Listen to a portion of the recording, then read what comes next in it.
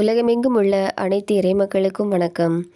நீங்கள் புதுசாக எங்கள் வீடியோ பார்க்குறதா இருந்தால் கீழே இருக்கிற சப்ஸ்கிரைப் பட்டனை ப்ரெஸ் பண்ணிவிட்டு பக்கத்தில் இருக்கிற பெல் ஐக்கானையும் கிளிக் பண்ணிக்கோங்க. அப்போ தான் நாங்கள் புதுசாக போடுற வீடியோவோட அப்டேட் உங்களுக்கு கிடைக்கும். வாங்க இப்போ வீடியோக்குள்ளே போகலாம். கிறிஸ்து பிறப்பு பெருவிழா 25/12/2025. திருப்பலி முன்னுரை. இறையேசுவில் இனியவர்களே, இன்று தாய் திரு அவையானது கிறிஸ்து பிறப்பு பெருவிழாவை மகிழ்வோடு கொண்டாடி கொண்டிருக்கிறது.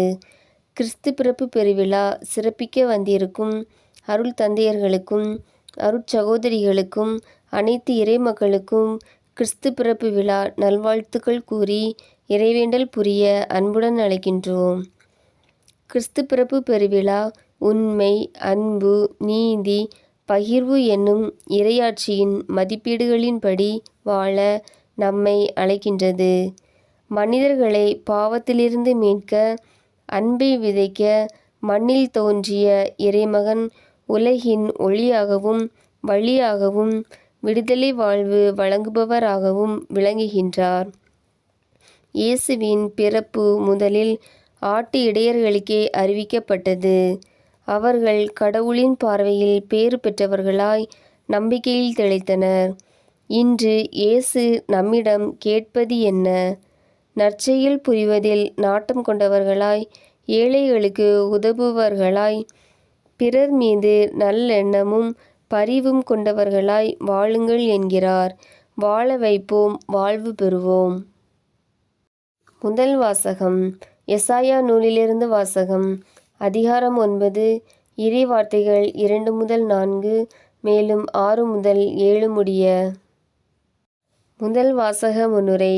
அமைதியின் அரசர், வியத்தகு ஆலோசகர், வலிமைமிகு இறைவன் என்று அழைக்கப்படும் ஓர் ஆண்மகவு தாவீதின் வழிமரபிலிருந்து நமக்கு தரப்படும். அவர் நீதியோடும் நேர்மையோடும் ஆட்சி செய்வார். அவரது ஆட்சிக்கு முடிவே இராது என்கிறார் இறைவாக்கினர் எசாயா. அவர் வருகையால் அனைத்து மக்களின் துன்பங்களும் துடைக்கப்பட்டு மகிழ்ச்சியால் அக்களிப்பர், புது வாழ்வும் பெறுவர் என்று கூறுகிறார். எசாயா நூலின் வாசகத்தை கேட்போம். இரண்டாம் வாசகம். தீத்து நூலிலிருந்து வாசகம்.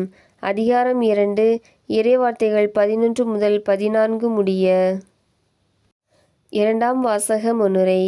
நாம் இறை நம்பிக்கையிலும் நேர்மையுடனும் கட்டுப்பாட்டுடனும் வாழ கடவுளின் அருள் நமக்கு தரப்பட்டுள்ளது. நம் ஆண்டவராம் இயேசு கிறிஸ்துவின் மாட்சி நம்மை பாவங்களிலிருந்து விடுவித்து நற்செயல்களில் ஆர்வமுள்ள மக்களாய் மாற்றுகிறது. இயேசு நமக்காக பிறந்து இறந்து உயிர்த்து மாட்சி பெற்றார். கடவுளின் மாட்சியில் நாமும் பங்கு பெற நம் உள்ளத்தை தூயதாக்குவோம் என்று கூறும் தீத்துவுக்கு எழுதிய திருமுகத்தின் வாசகத்தை கேட்போம்.